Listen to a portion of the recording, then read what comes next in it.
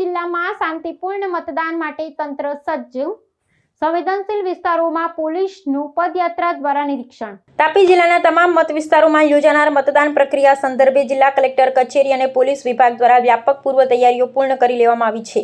સંવેદનશીલ ગણાતા મતદાન મથકો અને સરહદી વિસ્તારોમાં ચુસ્ત બંદોબસ્ત ગોઠવી દેવાયો છે। વહીવટી તંત્ર દ્વારા તમામ મતદાન કેન્દ્રો પર જરૂરી સુવિધાઓ અને કર્મચારીઓની નિમણૂક પ્રક્રિયા સુનિશ્ચિત કરવામાં આવી છે। જિલ્લા ચૂંટણી અધિકારી અને જિલ્લા પોલીસ અધિક્ષકના સીધા માર્ગદર્શન હેઠળ સુરક્ષા વ્યવસ્થાને વધુ સુદૃઢ બનાવવામાં આવી છે।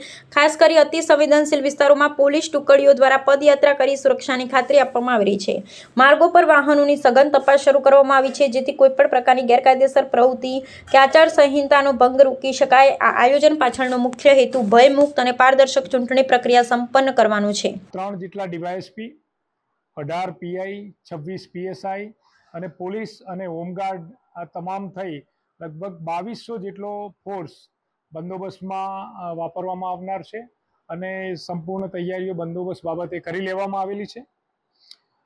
આ ઉપરાંત સમગ્ર બંદોબસ્તમાં 60 જેટલા રૂટ બનાવવામાં આવ્યા છે।